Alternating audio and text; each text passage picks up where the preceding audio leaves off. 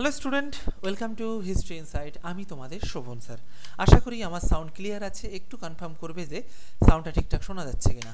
দেখো, আজকের এই ক্লাসটা তোমরা লাইভের মতোই দেখবে, বাট এটা তোমাদের রেকর্ডেড, কারণ আমি আজকে থাকছি না। তোমাদের ক্লাসটা যেন মিস না হয় তার জন্য আজকের ক্লাসটা আমি করিয়ে দিয়ে যাচ্ছি। কেমন? চলো শুরু করি তাহলে। দেখো, আজকে আমরা ধাতুবিদ্যা পড়ব। দেখো, ধাতুবিদ্যা অনেক বড় একটা চ্যাপ্টার। সেখানে তুমি যদি মানে একদিনে করাতে যাই, প্রচুর কোশ্চেন বাদ পড়ে যাবে। তার জন্য আমি ধাতুবিদ্যা তোমাদের 3টে পার্টে করাবো, বুঝতে পেরেছো? তা চলো আজকের ক্লাস শুরু করি। আমাদের রুটিন হলো সোম মঙ্গল রসায়ন, বুধ এবং শুক্র পদার্থ, শনি রবি তোমার হচ্ছে বায়োলজি। যেহেতু দুদিন ক্লাস হয়নি, তোমরা জানো একটা ম্যারাথনের চলছিল, তার জন্য আজকে আমি কেমিস্ট্রিটা করাচ্ছি। কেমন? চলো শুরু করি। প্রথমে আমরা পড়বো। আর প্রথমে বলি যে প্রতিদিন ক্লাসের আগে ক্লাসের লিঙ্ক এবং ক্লাসের পর ক্লাসের পিডিএফের জন্য টেলিগ্রামে গিয়ে সার্চ করো history insight, history insight INSIGHT, বা Shovan sir SHOVN, Shovan sir, বা 9476429107 এই নাম্বারে জাস্ট একটা হাই লিখে দাও, অটোমেটিকলি গ্রুপ লিঙ্ক চলে যাবে। চলো দেখো, তোমরা এই যে পিরিয়ডিক টেবিল দেখতে পাচ্ছ, এই পিরিয়ডিক টেবিল আজকে প্রথম আমরা শুরু করবো সোডিয়াম দিয়ে। সোডিয়াম হলো পিরিয়ডিক টেবিলে 3 নম্বর পর্যায়ে 1 নম্বর গ্রুপের মৌল, এইটা সোডিয়াম। সোডিয়াম একটা ধাতু, সোডিয়াম একটা ইলেকট্রন ত্যাগ করলে তার নিকটতম নিষ্ক্রিয় গ্যাস নিয়নের ইলেকট্রন কাঠামো অর্জন করে, এবং সোডিয়াম তোমার খুব সক্রিয় একটা ধাতু, বুঝতে পেরেছো? চলো সোডিয়াম সম্পর্কে আমরা একটু জানি। সোডিয়াম দেখতে অনেকটা চুইংগামের মতো বা এরকম টাইপের, পুরোপুরি চুইংগাম না। পারমাণবিক সংখ্যা 11। দেখো, প্রথমে আমরা একটু ডিটেলস পড়বো, তারপরে এমসিকিউ করবো। কেমন? পারমাণবিক সংখ্যা 11, পারমাণবিক ভর হলো তোমার 13। সোডিয়াম কি? Na। ওপরে যেটা লেখা হয় সেটা হলো তোমার কত? এইটা হলো 11, ওপরে যেটা লেখা হয় 23। পারমাণবিক সংখ্যা কি তার? কোনো পরমাণুর নিউক্লিয়াসে যতগুলো প্রোটন থাকে সেগুলো তার পারমাণবিক সংখ্যা, সেটাই তার পারমাণবিক ক্রমাঙ্ক ধরা হয়। আর পরমাণুর নিউক্লিয়াসে প্রোটন আর নিউটনের যোগফলই হলো পারমাণবিক ভর, বুঝতে পেরেছো? তাহলে এই যে 23 হলো সোডিয়ামের, এটা হলো প্রোটন আর নিউটনের যোগফল। এবার হলো সোডিয়াম পর্যায় সারণী 3 নম্বর পর্যায়ের 1 নম্বর গ্রুপের মৌল।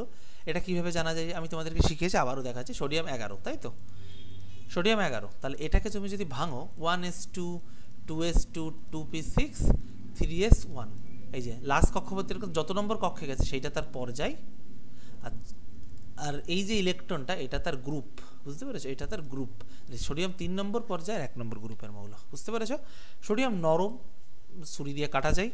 হালকা, তাই সোডিয়ামকে ছুরির সাহায্যে কাটা যায়। তীব্র সক্রিয়, এর জন্য তোমার হচ্ছে পেট্রোল বা কেরোসিনের তলে ওকে চুবিয়ে রাখা হয়। সোডিয়াম বায়ু মধ্যস্থ অক্সিজেনের সাথে, কারণ যদি ওকে রাখা হয় না, ও বায়ুর অক্সিজেনের সাথে বিক্রিয়া করে আগুন ধরিয়ে দেবে, বুঝতে পেরেছো? বিক্রিয়া করে, তাহলে বায়ুর সাথে, বায়ুর অক্সিজেনের সাথে সোডিয়াম বিক্রিয়া করে কি করে? সোডিয়াম অক্সাইড, বুঝতে পেরেছো? সোডিয়াম অক্সাইড উৎপন্ন করে। এবং সোডিয়াম বায়ু মধ্যস্থ জলীয় বাষ্পের সাথে বিক্রিয়া করে সোডিয়াম হাইড্রোক্সাইড ও হাইড্রোজেন গ্যাস উৎপন্ন করে। তাহলে বোঝা গেল যে সোডিয়াম বায়ুর সাথে কি বিক্রিয়া করে? তোমার সাধারণ অবস্থায় রাখলে তোমার সোডিয়াম অক্সাইড উৎপন্ন করবে, এবং সোডিয়াম বায়ুতে তো জলীয় বাষ্প থাকে, জলীয় বাষ্প এক কথা জলের বাষ্পের যে ফর্মটা, বায়বীয় যে ফর্মটা, তাহলে এই যে জলীয় বাষ্পের সাথে বিক্রিয়া করে সোডিয়াম হাইড্রোক্সাইড, জলীয় বাষ্পকে H2 এর সাথে সোডিয়াম যখন বিক্রিয়া করবে Na প্লাস H2O, জল আমরা কি ভাঙে H plus OH minus, plus যাবে মাইনাস সোডিয়াম প্লাস, তাহলে কি NaOH, আর হলো সোডিয়াম এই তোমার হাইড্রোজেন ধাতু, বুঝতে পারছি? সরি, ধাতু বলছি, হাইড্রোজেন গ্যাস, সেটাই লেখা আছে। হাইড্রোজেন গ্যাস উৎপন্ন করে, সোডিয়াম হাইড্রোক্সাইড হাইড্রোজেন গ্যাস উৎপন্ন করে। বিক্রিয়াটা তোমাদের দেখিয়ে দিলাম। চল, আমার তার কেটে গেছে রে, ও হিসাবে এটা, সরি, এটা ও হিসাবে, বুঝতে পেরেছো? এটা ও হিসাবে। চলো এবার সোডিয়াম জলের মধ্যে রাখলে, সোডিয়াম যদি তুমি সোডিয়ামকে জলের মধ্যে রাখো তাহলে কি হবে? সোডিয়াম হাইড্রোক্সাইড জলের সাথে বিক্রিয়া করো, কারণ জলীয় বাষ্প যা জলও তাই, বুঝলে? কিন্তু ওদের ফর্মটা আলাদা থাকে, কিন্তু বিষয়টা এক। সোডিয়ামকে তুমি জলের মধ্যে রাখো, ওই সেমই জল, ওই H প্লাস OH মাইনাস ভাঙবে, NaOH আর H গ্যাস মুক্ত করবে। তাহলে জল, সোডিয়ামকে যদি জলের মধ্যে রাখলে কি উৎপন্ন হয়ে যাবে? তোমার NaOH আর H উৎপন্ন হবে। সোডিয়াম অতিরিক্ত সক্রিয় হওয়ার কারণে সোডিয়ামকে কেরোসিন বা পেট্রোলের নিচে রাখা হয়, বুঝতে পেরেছো? এবং তরল সোডিয়াম নিউক্লিয়ার রিঅ্যাক্টরসে কুলেন্ট হিসেবে কাজ করে। Very very important. তরল সোডিয়ামের কাজ কি? নিউক্লিয়ার রিঅ্যাক্টরসে কুলেন্ট হিসাবে কাজ করে। টেট্রাইথাইলেট, এটা তোমার সোডিয়াম ব্যবহৃত। তেল তৈরিতে কি হয়? তোমার সোডিয়াম ব্যবহৃত হয়। 1807 সালে হামফ্রি ডেভি প্রথম সোডিয়াম আবিষ্কার করেন। তাহলে সোডিয়াম আবিষ্কার কে করেন? Humphry Davy. মনে থাকবে সোডিয়াম কে আবিষ্কার করেন? তোমার হামফ্রি ডেভি প্রথম সোডিয়াম আবিষ্কার করেন, মনে থাকবে। চলো এবার হলো তোমাদের একটা বলি, আমাদের গ্রুপ সি আর ডি যে ব্যাচটি সেটা কিন্তু আজকেই 399 টাকায় অ্যাডমিশন নেওয়ার লাস্ট ডেট, রাত 12টা 11টা 59 অবধি থাকবে, তারপরে কিন্তু 499 দাম হবে এবং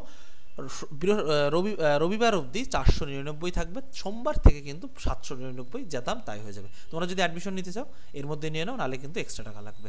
এই ব্যাচে শুধু জিকে না, ম্যাথ হবে এবং সাথে ইংলিশ হবে, ম্যাথ ইংলিশের টিচার থাকবে এবং জিকে কারেন্ট অ্যাফেয়ার্সটা আমি করাবো, বুঝতে পেরেছো?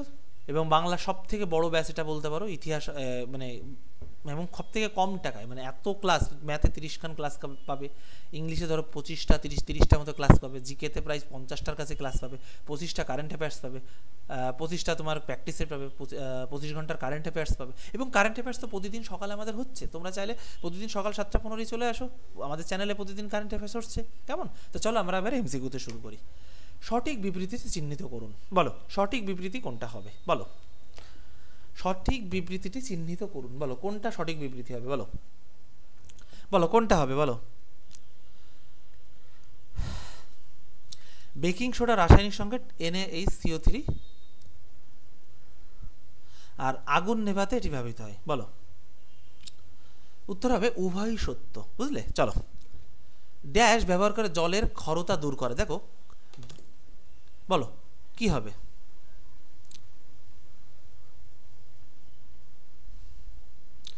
জলের ক্ষরতা দূর করা যেতে পারে।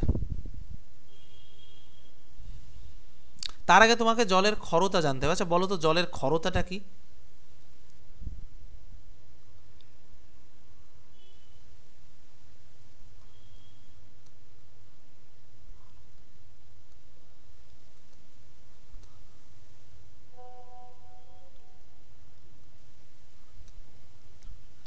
বলো বলো জলের ক্ষরতা কি?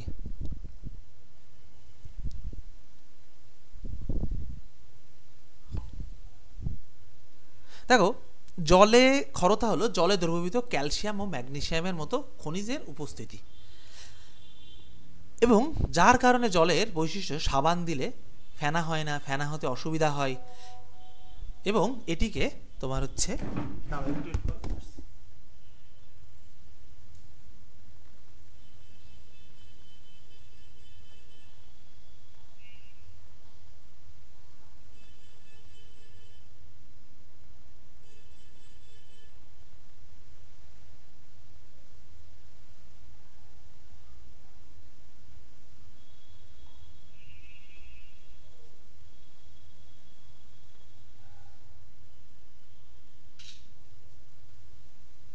চলো চলো চলো চলো, তাহলে কি এর ফলে কি হয়? তোমার জলের তোমার হচ্ছে ইয়ে করতে, তোমার সাবানের ফেনা দিতে আর কি, মানে ফেনা হতে সমস্যা হয়, বুঝলে? তাই ক্ষরতা দু প্রকার, স্থায়ী ক্ষরতা, অস্থায়ী ক্ষরতা। তা স্থায়ী ক্ষরতা মানে যেটাই মানে যে জলে তোমার ক্যালসিয়াম ও ম্যাগনেসিয়াম ক্লোরাইড ও সালফেটের উপস্থিত থাকে সেটা হলো স্থায়ী ক্ষরতা। স্থায়ী ক্ষরতা কি তোমার?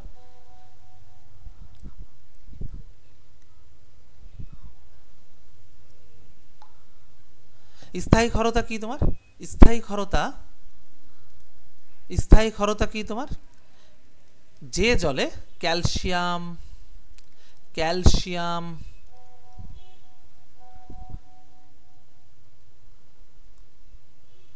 চলো ক্যালসিয়াম তারপরে এবং ম্যাগনেসিয়াম ম্যাগনেসিয়াম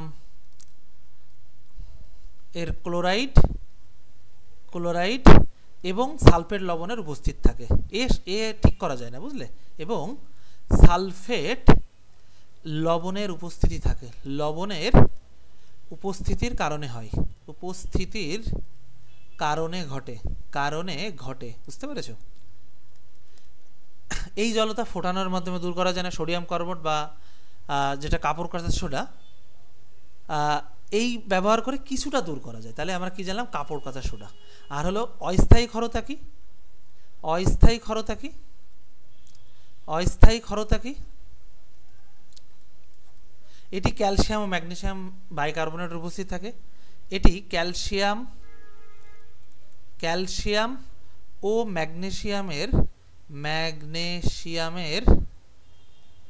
বাইকার্বনেটের উপস্থিতি থাকে, কার্বনেটের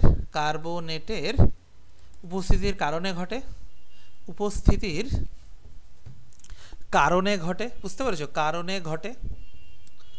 এই ক্ষারতা ফোটানোর মাধ্যমে দূর করা যায়, বুঝতে পেরেছো। এবং কার্বনেট অদ্রবণীয় কার্বনেট রূপান্তরিত থিতিয়ে পড়ে, ফোটালে এটা থিতিয়ে পড়ে, বুঝতে পেরেছো। তা কাপড় কাচা সোডা ব্যবহৃত হয় মূলত তোমার স্থায়ী ক্ষারতা দূর করার জন্য, তো জলের ক্ষারতা দূর করার জন্য। তো জলের ক্ষারতা দূর করার পদ্ধতি, অস্থায়ী ক্ষারতা দূর করার জন্য জল ফোটানো বা চুন মেশালে হয়ে যায়। স্থায়ী ক্ষারতা দূর করার জন্য সোডিয়াম বাইকার্বনেট অর্থাৎ সোডিয়াম কার্বনেট, অর্থাৎ কাপড় কাচার সোডার নামই হলো তোমার রাসায়নিক নাম হলো সোডিয়াম কার্বনেট, বুঝতে পেরেছো। সোডিয়াম কার্বনেট যেটা তোমার জলের কিছুটা আর কি মানে তোমার আয়ন বিনিময়ের মাধ্যমে আর কি ওরা আর কি ইয়ে করতে পারে, এবং কিছু রাসায়নিক পদ্ধতি ব্যবহার করা যায়, যেটা তোমার জিওলাইট প্রক্রিয়া, বুঝতে পেরেছো। চলো পরেরটার উত্তর দাও। আচ্ছা, কাপড় কাচার সোডা সোডিয়াম কার্বনেট Na2CO3 যেটা বলছিলাম, এটি কাপড় কাচার জন্য গুরুত্বপূর্ণ উপাদান, যা ময়লা গ্লিজ দূর করে, এবং এটি ডিটারজেন্টের সাথে মিশিয়ে সরাসরি কিছু ক্ষেত্রে ব্যবহার করা যেতে পারে, যেন জলের ক্ষারতা। চলো, কাপড় কাচার সোডার বৈশিষ্ট্য, এটি সাদা গন্ধহীন, একদম যেতে হবে পাউডারের মতো, জলে দ্রবণীয়, ক্ষারীয় দ্রবণে তোমার জলীয় দ্রবণে জলে দ্রবণীয়, ক্ষারীয় দ্রবণে দ্রবণ তৈরি করে, জলের সাথে ক্ষারীয় দ্রবণ তৈরি করে। এটি ময়লা গ্লিজ অপসারণ করতে সাহায্য করে, জলের স্থায়ী ক্ষারতা দূর করতে ব্যবহৃত হয়। এটি কাপড় কাচার ডিটারজেন্টের কার্যকারিতা বাড়াতে সাহায্য করে, বুঝতে পেরেছো। চলো পরেরটা। ব্যবহার, কাপড় কাচার সোডা ডিটারজেন্টের সাথে মেশানো হয়, এবং তোমার কিছু ক্ষেত্রে সরাসরি ময়লাযুক্ত কাপড় ব্যবহার করা হয়, এবং জলের স্থায়ী ক্ষারতা দূর করতে এটা ব্যবহৃত হয়। সতর্কতা, কাপড় কাচার সোডা ব্যবহার হাতে গ্লাভস করতে, নাহলে হাত অনেক সময় খেয়ে যায়। শিশুদের নাগালের বাইরে রাখতে হবে। এটি সরাসরি ত্বকের সংস্পর্শে জ্বালা পোড়া হতে পারে, তাই ব্যবহারের ভালোভাবে হাত ধুয়ে নিতে হবে, বুঝতে পেরেছো। চলো পরেরটা দেখি, উত্তর দাও।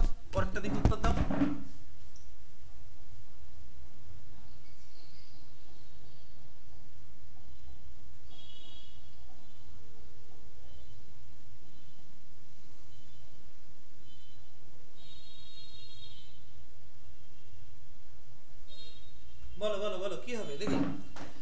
নিম্নলিখিত সোডিয়াম কার্বনেটের সাথে কার্বনেটের একটি হাইড্রেট যা জলের 10টি অণুর সাথে নিয়ে ক্ল্যাশ গঠন করে। উত্তর হবে ওয়াশিং সোডা, বুঝলে। চলো, নিচের কোনটি যৌগ তৈরি করতে ওয়াশিং সোডা ব্যবহার করা হয়, বলো। নিচের কোন যৌগ তৈরি করতে ওয়াশিং সোডা ব্যবহার করা হয়?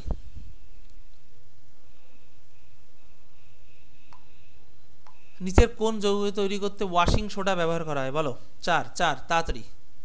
নিচের কোন যৌগ তৈরি করতে ওয়াশিং সোডা ব্যবহার করা হয়?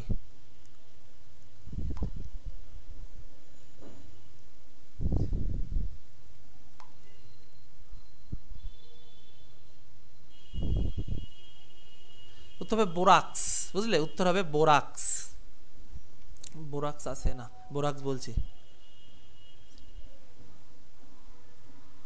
বুঝতে পেরেছো। কি হবে তোমার বোরাক্স। আচ্ছা, তোমরা জানো বোরাক্স কি?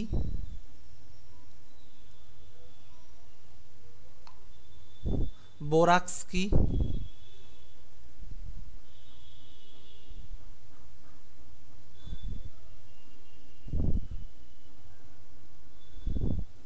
বোরাক্স কি বলতে পারবে? দেখো, বোরাক্স হলো একটি ব্যবহৃত রাসায়নিক যৌগ, যেটা সোডিয়াম তোমার হচ্ছে এই বোরাক্সের রাসায়নিক নাম কি? আচ্ছা, বোরাক্সের রাসায়নিক নাম কি? Sodium tetraborate. এর নাম কি? সোডিয়াম টেট্রাবোরেট,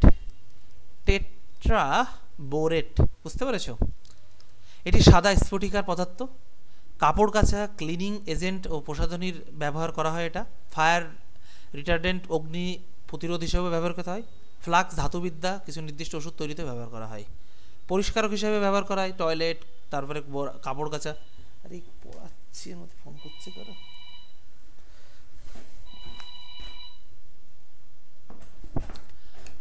টেট্রাবোরেতে তোমার করা হয়। তারপর ফ্লাক্স ধাতুবিদ্যাতে ব্যবহৃত হয়। প্রসাধনী ধাতুবিদ্যায়, হোমিওপ্যাথি ওষুধেও অলরেডি ব্যবহার করা হয়। আর অন্যান্য বিভিন্ন ব্যবহার, যেমন কীটনাশক, ফায়ার এক্সচেঞ্জ রূপেও ব্যবহার করা হয়। তো বোরাক্সের কি তোমার Na2B4O7 আর হলো তোমার 10 অণু H2O, বুঝতে পেরেছো? 10 অণু জল, বুঝতে পেরেছো? 10 অণু জল, 10 অণু জল, ক্লিয়ার? চলো, বেকিং সোডা গরম করলে নিচের কোন যৌগ পাওয়া যায়? বেকিং সোডা গরম করলে নিচের কোন যৌগ পাওয়া যায় বলো? বেকিং সোডা গরম করলে নিচের কোন যৌগ পাওয়া যায়? বেকিং সোডা গরম করলে নিচের কোন যৌগ পাওয়া যায়? পাঁচ, বলো তাড়াতাড়ি। প্রতিদিন ক্লাসের আগে ক্লাসের লিঙ্ক এবং ক্লাসের পর ক্লাসের পিডিএফ এর জন্য টেলিগ্রামে গিয়ে সার্চ করো history insight, history insight INSIGHT বা Shovan sir SHOVAN, Shovan sir বা 9476429107। আচ্ছা, বেকিং সোডা গরম করলে তোমার পাশের সি সোডিয়াম কার্বনেট পাওয়া যায়। দেখো, বেকিং সোডা অর্থাৎ সোডিয়াম বাইকার্বনেট, বুঝতে পেরেছো? তা একে যখন গরম করা হয় এর ভিতরে একটা এইচ চলে যায়, বুঝলে? এইচ দিয়ে ও কী করে তোমার হলো জল গঠন করে। তা বেকিং সোডা মানে NaHCO3, NaHCO3 গরম করে তখন এটি ভেঙে গিয়ে Na2CO3 এবং জল এবং কার্বন ডাইঅক্সাইড গ্যাস উৎপন্ন করে, বুঝতে পেরেছো? তাই এই বিক্রিয়াটা এরকম, এখানে একটা ডেল্টা বসিয়ে দাও, মানে এটা তাপ দিচ্ছে, দেওয়ার পরে কি Na2CO3 এবং H2O কার্বন ডাইঅক্সাইড উৎপন্ন করছে, এটা মনে রাখবে। তাহলে বেকিং সোডা ভেঙে কি সোডিয়াম তোমার কার্বনেট এবং জল ও কার্বন ডাইঅক্সাইড উৎপন্ন করে, মাথায় থাকবে। চলো, অনেক সময় সোডিয়াম কার্বনেট নাতে জল বা কার্বন ডাইঅক্সাইডও দিয়ে দিতে পারে কিন্তু, বুঝলে? চলো, ক্লিয়ার? আচ্ছা, বেকিং সোডা উত্তপ্ত করলে নিচের কোনটি পাওয়া যায়? দেখলে যেটাই বলছিলাম, বলো, দেখেছো? বলেছিলাম দিয়ে দিতে পারে, আরআরবি গ্রুপ ডিতেই দিয়েছে। দেখ, চলো, বেকিং পাউডারকে আর কি উত্তপ্ত করলে উত্তর হবে কি বলেছিলাম এখানে বিক্রিয়াতে? কি সোডিয়াম কার্বনেট এবং তোমার হচ্ছে কার্বন ডাইঅক্সাইড জল। তো এখানে কি আছে? Sodium carbonate carbon dioxide, sodium carbonate carbon dioxide, তাহলে কোনটা? এক, কার্বন ডাইঅক্সাইড সোডিয়াম কার্বনেট। চলো, 7, বেকিং পাউডারকে উত্তপ্ত করলে কার্বন ডাইঅক্সাইড ও সোডিয়াম কার্বনেট উৎপন্ন হয় এবং জল উৎপন্ন হয়। যখন বেকিং পাউডার গরম করা হয় তখন সোডিয়াম বাইকার্বনেট ভেঙে গিয়ে কার্বন ডাইঅক্সাইড গ্যাস ও সোডিয়াম বাইকার্বনেট জল তৈরি হয়। নিম্নোক্ত বিক্রিয়া হলো এইটা আর কি, বুঝতে পেরেছো? সোডিয়াম কার্বন ডাইঅক্সাইড গ্যাস বেকিংয়ের সময় কোক ও অন্যান্য খাবারের বুদবুদ তৈরি করে এবং দেখবে সোডিয়াম যখন থাকে, ওই যে পেপসির বোতল খুলি আমরা, তখন কি দেখবে বুদবুদ করে ওঠে, ওটাই কার্বন ডাইঅক্সাইড, বুঝলে? এবং খাবারে হালকা স্পঞ্জি করে তোলে, বুঝলে? চলো, ওয়াশিং সোডা হলো ড্যাশ প্রকৃতির। ওয়াশিং সোডা, বলো, ওয়াশিং সোডা হলো কি প্রকৃতির? বলো। দেখো, ওয়াশিং সোডা কিছুটা তোমার ক্ষারীয় প্রকৃতির হয়, বুঝলে? ক্ষারীয় প্রকৃতির হয়, বুঝতে পেরেছো? চলো, আচ্ছা, তোমরা চাইলে এই ব্যাচে অ্যাডমিশন নিতে পারো। আজকেই কিন্তু 399 টাকার লাস্ট ডেট এবং এই ব্যাচে কিন্তু ম্যাথও থাকবে, ইংলিশও থাকবে, সব থাকবে, বুঝতে পেরেছো? একবারই তোমাদেরকে জাস্ট 399 টাকা পেমেন্ট করতে হবে, এত কমে কোথাও পাবে না, বুঝলে? চলো, সোডিয়াম একটি সক্রিয় ধাতু যা খোলা থাকলে ড্যাশের সাথে বিক্রিয়া করে আগুন ধরে যায়। বলো, সোডিয়াম একটি সক্রিয় ধাতু যা খোলা থাকলে কার সাথে বিক্রিয়া করে আগুন ধরে যায়? বলো, সোডিয়াম একটি 8 তোমার অক্সিজেনের সাথে, বুঝলে? অক্সিজেনের সাথে বিক্রিয়া করে আগুন ধরে যায়, তার জন্য ওকে কিসের তলে রাখা হয়? তোমার কেরোসিন বা পেট্রোলের নিচে ওকে চুবিয়ে রাখা হয়, কেমন? চলো, আচ্ছা, পিঁপড়ে কামড়ের পর ফর্মিক অ্যাসিডের প্রভাবে প্রশমিত করতে নিচের কোনটি ব্যবহার করা হয়? পিঁপড়ের কামড়ের পর ফর্মিক অ্যাসিডের প্রভাবে প্রশমিত করতে কোনটি ব্যবহার করা হয়? মানে সেই আকারে তোমাকে ঝেড়েছে, তখন কি করবে? তখন সোডিয়াম বাইকার্বনেট ইউজ হয়, বুঝলে? আবার বলি, প্রতিদিন ক্লাসের আগে ক্লাসের লিঙ্কের জন্য টেলিগ্রামে গিয়ে সার্চ করো history insight, history insight INSIGHT বা Shovan sir SHOVAN, Shovan sir বা 9476429107, কেমন? চলো, বেকিং পাউডারের মধ্যে উপস্থিত মৌলগুলো দেখেছো তো? রেল একটা পার্টিকুলার জায়গা থেকে কোশ্চেন করে। বেকিং পাউডারে কতগুলো কোশ্চেন তোমরা পেলে? বেকিং পাউডারের মধ্যে উপস্থিত মৌলগুলি হলো কি কি? বলো, বেকিং পাউডারের মধ্যে উপস্থিত মৌলগুলো কি কি? বলো, বেকিং পাউডার বা বেকিং সোডা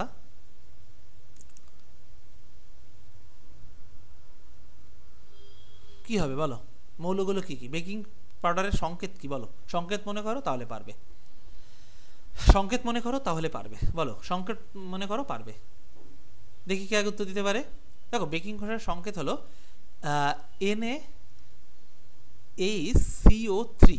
কি কি আছে এর মধ্যে? সোডিয়াম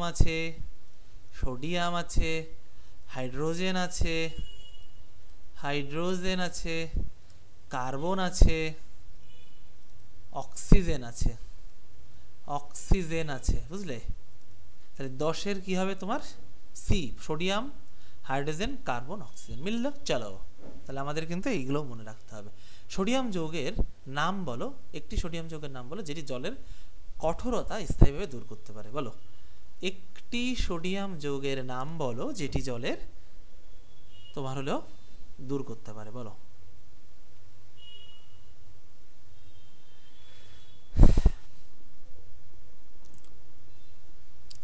বলো বলো দেখি কে উত্তর দিতে পারে। দেখি দেখি দেখি কে বলো।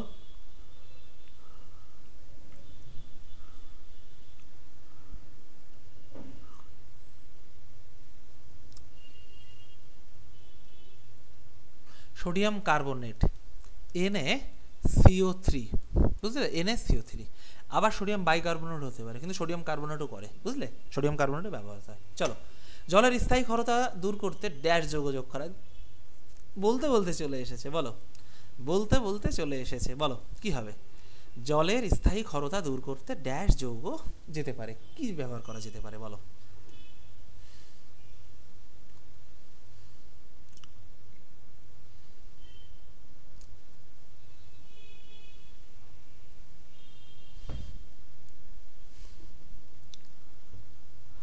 উত্তর হবে 12 B, washing soda. Washing soda মানে কি? সোডিয়াম বাইকার্বনেট, বুঝতে পেরেছ? আমরা পড়েছি প্রথমে গ্রুপ ডিতেই এরকম একটা কোশ্চেন দিয়েছিল। চলো, নিচের কোনটি অ্যান্টাসিডের উপাদান হিসেবে ব্যবহৃত? অ্যান্টাসিড মানে আমাদের ধরো যখন পেটে বেশি গ্যাস অম্বল হয়ে যায় তখন আমরা এটা খাই। তো নিচের কোনটি অ্যান্টাসিডের উপাদান হিসেবে ব্যবহৃত হয়? বলো, নিচের কোনটি অ্যান্টাসিডের উপাদান হিসেবে ব্যবহৃত হয়? বলো।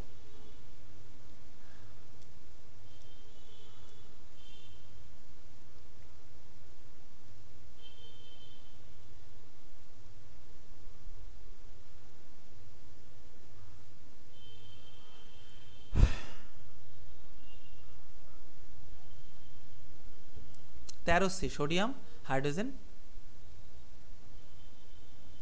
সোডিয়াম হাইড্রোজেন কার্বনেট না, আচ্ছা হ্যাঁ সোডিয়াম হাইড্রোজেনই, হ্যাঁ সোডিয়ামের লবণ, হ্যাঁ ঠিক আছে। ম্যাগনেসিয়াম, দেখো ম্যাগনেসিয়াম হাইড্রোক্সাইড অ্যান্টাসিড হিসেবেও ব্যবহৃত হয়, বুঝতে পেরেছো? অ্যান্টাসিড এমন একটি পদার্থ যা পেটের আম্লতাকে নিরপেক্ষ করে। অর্থাৎ আমরা কি জানি, ক্ষার অ্যাসিডের সাথে বিক্রিয়া করে কি লবণার জল উৎপন্ন করে। তাহলে অ্যান্টাসিড হলো ক্ষার, বুঝলে? অ্যান্টা অ্যাসিড মানে অ্যাসিডের এন্টি, এটা বুঝতে পেরেছো? অ্যাসিডের এন্টি দ্বারা।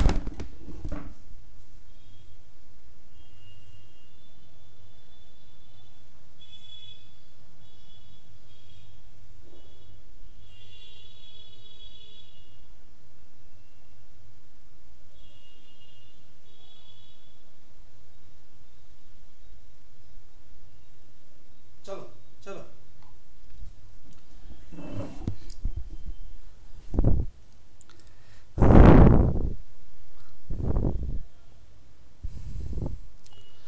কোষ্ঠকাঠিন্য ডায়রিয়া চিকিৎসায় অ্যান্টাসিড ব্যবহার করা হয়। অ্যান্টাসিড হলো ওভার দ্য কাউন্টার OTC এবং পেটের অ্যাসিডকে নিরপেক্ষ করতে সাহায্য করে। এবং তারা অন্যান্য অ্যাসিড হ্রাসকারী যেমন H2 receptor, blaster, proton pump, এইগুলো দরকার লাগবে না। যদিও অ্যাডিশনাল ইনফরমেশন কি বলছে তোমার, অ্যান্টাসিডকে অতিরিক্ত পেটের অ্যাসিডের লক্ষণগুলি চিকিৎসার জন্য ব্যবহার করা হয়, মানে অত্যাধিক যদি গ্যাস্ট্রিক হয়ে যায় তাহলে, যেমন অ্যাসিড রিফ্লাক্স, এটি যার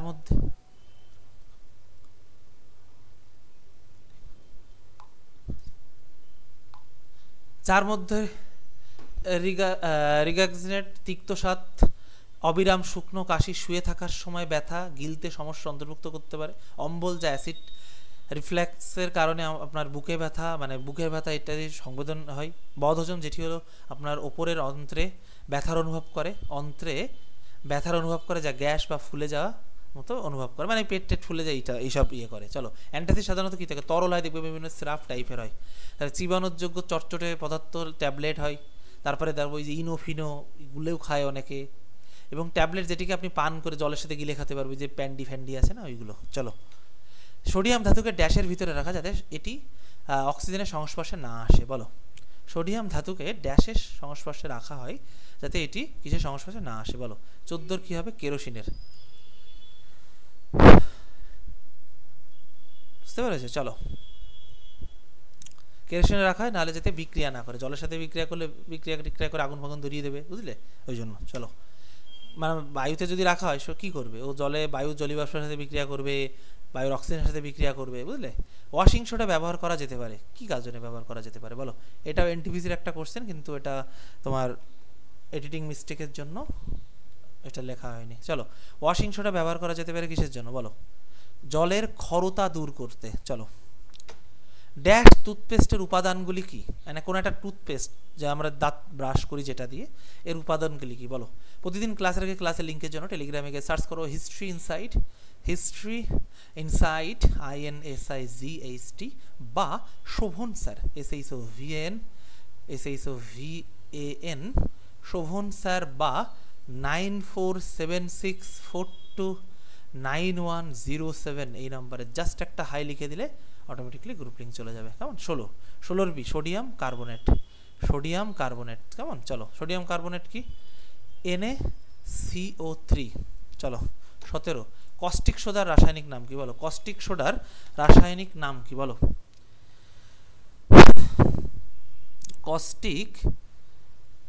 কস্টিক সোডার রাসায়নিক সংকেত কি বলো? কস্টিক সোডা বলো। কিছুই না। 17 C sodium hydroxide, NaOH sodium hydroxide. বুঝতে পেরেছো?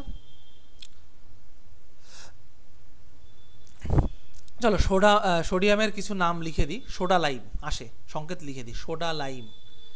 সোডা লাইম মানে কি তোমার? NaOH তোমার CaO, বুঝলে? তারপরে সোডা, এই সোডা ক্যালসিয়াম কার্বনের সাথে 10 অণু জল, Na2CO3 সাথে 10 অণু জল,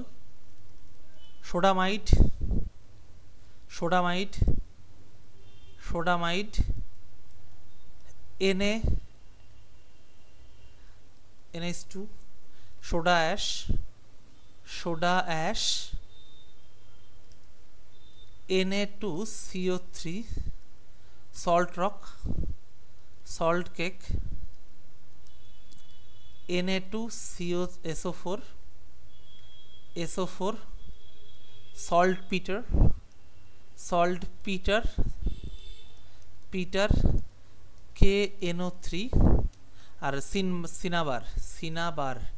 সিনাবার হলো HGS, বুঝলে? চলো, ক্লিয়ার? চলো, এগুলো ইম্পর্টেন্ট আছে। বেকিং সোডা কি বলো? বেকিং সোডা কি বলো? বেকিং সোডা কি বলো? বেকিং সোডাকে একটু আগে লিখে দিলাম। বেকিং সোডা কি বলো? একটু আগে লিখে দিলাম। বেকিং সোডা কি বলো?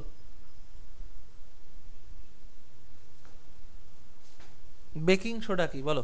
Sodium carbonate. প্রতিদিন ক্লাসের আগে ক্লাসের লিঙ্কের জন্য টেলিগ্রামে গিয়ে সার্চ করো হিস্ট্রি ইনসাইট INSIGHT। দাঁড়া, আমি খাবারটা নিয়ে এসে খাবার দিতে এসেছি। বেরোবো তো।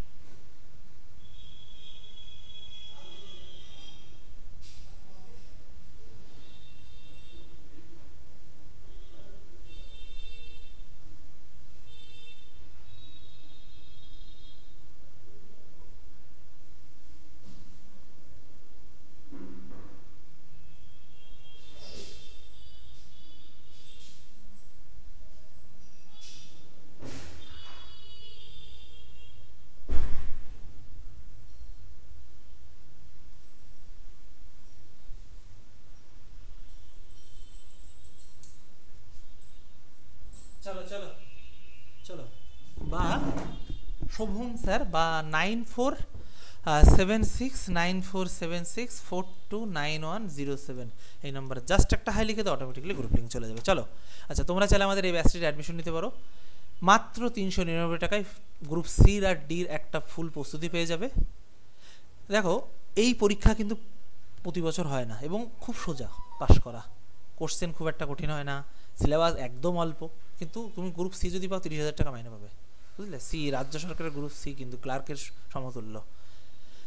সিলেবাস থাকে কি সিতে, তোমার সিতে সিলেবাস থাকে তোমার হচ্ছে ম্যাথ থাকে 15, ইংলিশ থাকে 15, জিকে থাকে 15, আর কারেন্ট অ্যাফেয়ার্স থাকে 15, বুঝলে, এই 60 মার্কের।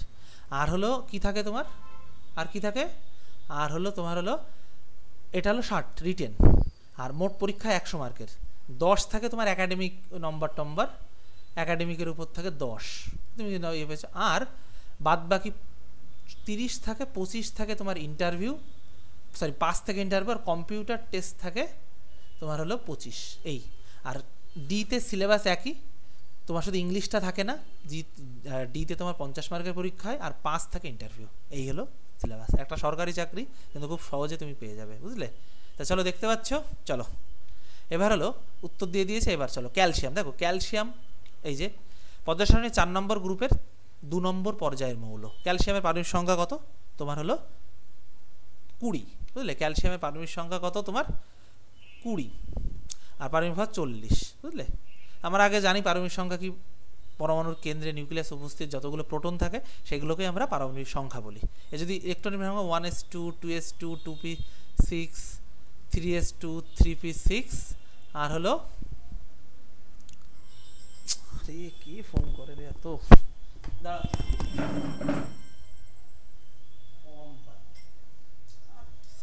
আচ্ছা চলো, কত হলো তোমার 2 8 16, আর হলো কত হবে তোমার 4s তোমার হলো 1, এই যে 4s1, বুঝতে পেরেছো, সরি 4s2, তাহলে কত 2 8 8 16 16 2 20, বুঝতে পেরেছো, 4s2 8 8 2, চলো তাহলে কত 4s2 এইটা। তাহলে এটা 4 নম্বর পর্যায়ের 2 নম্বর গ্রুপের মৌল। আমি জানি তোমাদের শিখিয়েছি পর্যায়ের গ্রুপ কীভাবে নির্ণয় করতে হয়। চলো, ক্যালসিয়াম পারমাণবিক সংখ্যা 20, পারমাণবিক ভর 40, এস ব্লক মৌল। সোডিয়ামও কিন্তু এস ব্লক মৌল, কারণ এদের লাস্ট কক্ষ তুলনা দেখো এস অরবিটাল লেগেছে, দেখো এসে গেছে। যোজ্যতা +2। ক্যালসিয়াম আকরিক, ক্যালসিয়াম কার্বনেট চুনাপাথর, ক্যালসিয়াম টুথপেস্ট মধ্যে ফসফরাইড CaPO4 এবং আকার উপস্থিত থাকে। এলিমেন্ট বিভিন্ন মেটাল, নন মেটাল ও মেটালয়েড হিসাবে দেখা যায়, বুঝতে পেরেছো। চলো, এই যে ক্যালসিয়াম তোমরা দেখতে পাচ্ছ ছবি, এটা ক্যালসিয়াম। মানবদের সব থেকে বেশি পরিমাণে যেটা অক্সিজেন, কিন্তু মানবদের সব থেকে বেশি পরিমাণে যে ধাতু থাকে সেটা হলো ক্যালসিয়াম। অক্সিজেন তো ধাতু না, অক্সিজেন কি তোমার, অক্সিজেন হলো অধাতু। কিন্তু যদি বলে মৌল বলে তাহলে সেক্ষেত্রে অক্সিজেন, কিন্তু যদি বলে সব থেকে কোন ধাতু থাকে সেক্ষেত্রে তোমার কি হবে, তোমার সেক্ষেত্রে কিন্তু তোমার ক্যালসিয়াম হবে, বুঝলে। সেক্ষেত্রে তোমার ক্যালসিয়াম হবে। তো মানবদেহে 5ম স্থানে ক্যালসিয়াম মৌল, মানে যদি মৌলর ক্ষেত্রে দেখি তাহলে 5ম স্থানে ক্যালসিয়াম থাকে। ক্যালসিয়াম এই খাবারগুলো খেলে আমরা ক্যালসিয়াম আমাদের দেহে হয়, ক্যালসিয়াম আমাদের অনেক ক্ষতি হয়, হাড় ক্ষয়ে যায়, দাঁত ক্ষয়ে যায়, বুঝতে পেরেছো। এইগুলো খেলে আবার ক্যালসিয়াম আমাদের দেহে পূর্ণ হয়ে যায়। ক্যালসিয়াম হলো রাসায়নিক উপাদান যার Ca, পারমাণবিক সংখ্যা 20। ক্যালসিয়াম হলো সর্বাধিক পরিমাণে মানে ক্যালসিয়াম হলো সর্বাধিক পরিমাণে Ca থেকে মানবদেহের 5ম মৌল হিসেবে পরিচিত, যা বললাম। Plaster of Paris calcium sulphate hemihydrate, এটা প্লাস্টার অফ প্যারিসের নাম। 150 ডিগ্রি সেলসিয়াসে জিপসাম গরম করে পাওয়া যায়, POP, প্লাস্টার অফ প্যারিস। তাই এই যে প্লাস্টার অফ প্যারিস জিপসামকে যদি জল উপযোগে তোমার 120 ডিগ্রি সেন্টিগ্রেড উত্তপ্ত করা তাহলে তোমার এই প্লাস্টার অফ প্যারিস পাওয়া যায়, বুঝতে পেরেছো। এইটা প্লাস্টার অফ প্যারিস কি, এটি হাড় ভাঙা কাজে প্লাস্টার করে দেই, এই কাজে বিভিন্ন মূর্তি তৈরিতে, ঢালাই নির্মাণ, শ্বাসের এই কাজে, শ্বাস ঢালাইয়ের কাজে ব্যবহৃত হয়। জিপসামের রাসায়নিক নাম dehydrate calcium sulphate, dehydrate calcium sulphate. Cement তৈরিতে, সার তৈরিতে, মাটির কন্ডিশনিং এবং মাটির আম্লিকতাকে হ্রাস করতে। ক্যালসিয়াম কার্বাইড, এটি ফল পাকাতে সাহায্য করে, কার্বাইড দেখবো দিলে ফল পেকে যায়। ইথিলিন ভেবো না, এটা কার্বাইড দিয়েও করা যায়, ইথিলিন আলাদা, বুঝতে পেরেছো। তা ক্যালসিয়াম অ্যাসিটিলিন গ্যাস উৎপন্ন করে, ক্যালসিয়াম করে তোমার জলের সাথে বিক্রিয়া করে, ক্যালসিয়াম কার্বাইড জলের সাথে বিক্রিয়া করে অ্যাসিটিলিন গ্যাস উৎপন্ন করে, বুঝতে পেরেছো। চলো, ক্যালসিয়াম সায়ানাইড অত্যন্ত বিষাক্ত, CN2। সায়ানাইড যদিও খুবই বিষাক্তই হয়, কীটনাশক হিসেবে ব্যবহার করা হয়। Bleaching powder COCl2। Calcium hypochlorite, bleaching powder রাসায়নিক নাম মনে রাখবে, কি হলো তোমার সোডিয়াম হাইপোক্লোরাইড। জীবাণুনাশক ও জলের পরিশোধনে ব্যবহৃত হয়, কেমন। চলো, হাইড্রোলিথ CH2 এবং H2 গ্যাসের প্রস্তুত ও সরবরাহকারী হিসেবে ব্যবহার করা হয়, কারণ জল দিয়ে চিকিৎসা করলে এটি হাইড্রোজেন, মানে চিকিৎসা মানে জল দিয়ে বিশ্লেষণ করলে এটা হাইড্রোজেন গ্যাস দেয়। মোনো ক্যালসিয়াম সালফেট, এটি অজৈব জৈব রাসায়নিক সূত্র, যেটা রাসায়নিক সংকেত CaH2PO4 2, এগুলো সাধারণত সুপার ফসফেট হিসাবে সার হিসেবে ব্যবহৃত হয়। চলো, আচ্ছা, তোমরা চাইলে আমাদের এই ব্যাচটিতে অ্যাডমিশন নিতে পারো। আজকেই কিন্তু 399 টাকা অ্যাডমিশনের লাস্ট ডেট, কালকের থেকে কিন্তু 499 হয়ে যাবে, বুঝলে। আর রবিবার অবধি 499, তারপরে কিন্তু 799। ম্যাথ হবে, ইংলিশ হবে, জিকে হবে, কারেন্ট অ্যাফেয়ার্স সব হবে, পুরো সিলেবাস কমপ্লিট করানো হবে। চলো, নিচের কোন ধরনের মাটি ক্যালসিয়াম কার্বনেট ও ম্যাগনেসিয়াম পটাশ ও চুনের মতো সমৃদ্ধ থাকে? বলো বলো, কিসে থাকে বলো? নিচের কোন ধরনের মাটি ক্যালসিয়াম কার্বনেট, পটাশ ও চুনের সাথে সমৃদ্ধ থাকে? বলো।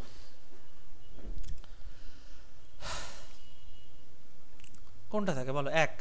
একের এ, কালো মাটি, বুঝলে, কালো মাটি, বুঝতে পেরেছো? চলো, জিপসামকে 373 কে উষ্ণতায় উত্তপ্ত করলে এটি জলের অণু হারায় এবং পরিণত হয়, এবং যেটি বিভিন্ন খেলনা সাজসজ্জা তৈরি হবে, এবং এটি পদার্থ কি নামে পরিচিত? তোমাদেরকে আমি দেখিয়েছিলাম, বিক্রিয়াটাও কিন্তু দেখিয়েছি। বলো, প্রতিদিন ক্লাসের গিয়ে ক্লাসের লিঙ্কের জন্য টেলিগ্রামে গিয়ে সার্চ করবে হিস্ট্রি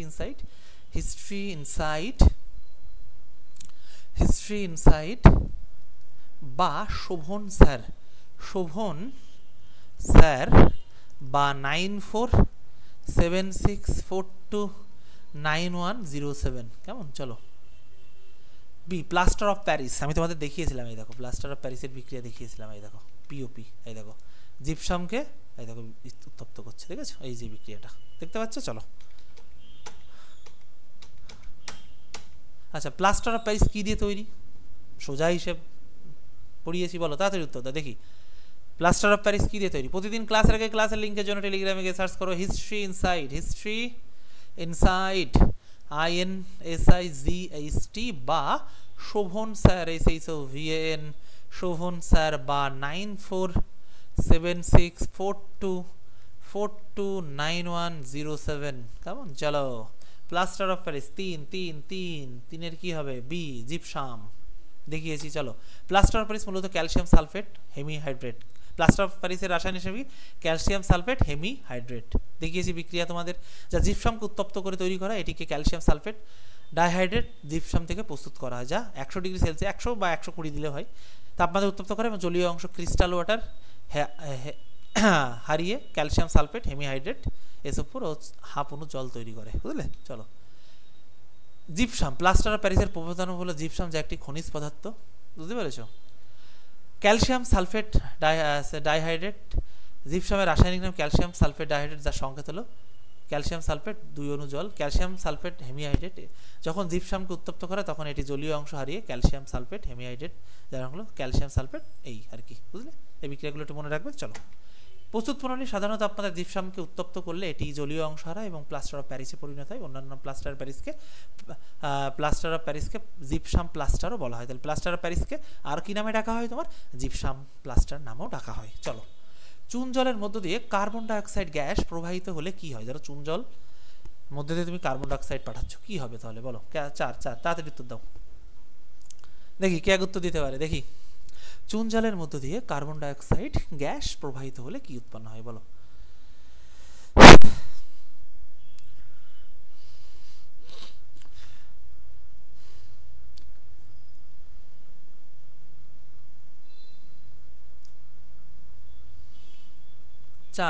চারের হলো তোমার হলো কি হবে? বলো, 4-এর হলো এ, ক্যালসিয়াম কার্বনেট। চুন জল কি? চুন জলের মধ্যে দিয়ে কার্বন ডাইঅক্সাইড হলে ক্যালসিয়াম কার্বন উৎপন্ন হয়। চলো, একটু বিক্রিয়াগুলো দেখি। ক্যালসিয়াম হাইড্রোক্সাইড হলো চুন জল, কার্বন ডাইঅক্সাইড গ্যাস চুনের সাথে, মানে কি বলেছে তোমার, কার্বন ডাইঅক্সাইড গ্যাস যখন চুনের সাথে বিক্রিয়া করবে, চুন জল মানে কি? ক্যালসিয়াম হাইড্রোক্সাইড, বুঝলে। যখন তুমি ক্যালসিয়াম কার্বনেটকে যখন চুনের মধ্যে ফেলবে আর কি, জল দেবে, তখন সেটা ক্যালসিয়াম তোমার হাইড্রোক্সাইড হয়ে যাবে। আবার এর মধ্যে যখন তুমি কার্বন ডাইঅক্সাইড চালাবে তখন কি হবে? সেটা ক্যালসিয়াম কার্বনেট উৎপন্ন হবে এবং জল উৎপন্ন করবে, বুঝলে। তা ক্যালসিয়াম হাইড্রোক্সাইড হলো চুনের জল, যেটা ক্যালসিয়াম হাইড্রোক্সাইড নামে পরিচিত। ক্যালসিয়াম হাইড্রোক্সাইড হলো কার্বন ডাইঅক্সাইড গ্যাস, হলো গ্যাস যেটা, এবং যেটা তোমার এই বিক্রিয়া করলে ক্যালসিয়াম কার্বন উৎপন্ন করে, যেটা সাদা অধক্ষেপ, মানে থকথকে একটা নিচে চুনের একটা অধক্ষেপ পড়ে যাবে, বুঝলে, সেইটা। কেমন? চলো, অতিরিক্ত কার্বন ডাইঅক্সাইড গ্যাসের উপস্থিতিতে ক্যালসিয়াম কার্বনেট দ্রবণীয় ক্যালসিয়াম কার্বনেট, ক্যালসিয়াম বায়ু, মানে ধরো তুমি যদি ক্যালসিয়াম মানে চুনের জলের মধ্যে অত্যাধিক আকারে কার্বন ডাইঅক্সাইড তুমি দিতে থাকো, তখন কি হবে? ক্যালসিয়াম বাইকার্বনেট, বুঝতে পারছো? তখন CaH CO3 CaHCO3 বুঝতে পারছো, এইটা উৎপন্ন করবে এবং যার কারণে দুধের মতো ঘোলা ভাব দূর হয়ে যায় এবং পরিষ্কার। প্রথমে তুমি কার্বন ডাইঅক্সাইড দিলে কি হবে, ঘোলা হয়ে যাবে, কিন্তু অতিরিক্ত দিলে অবাসাদা হয়ে যাবে। বুঝতে পেরেছো? চলো, নিচের কোনটি ক্যালসিয়াম কার্বনেটের রূপ নয় বলো? নিচের কোনটি ক্যালসিয়াম কার্বনেটের রূপ নয় বলো? বলো, নিচের কোনটি ক্যালসিয়াম কার্বনেটের রূপ নয় বলো?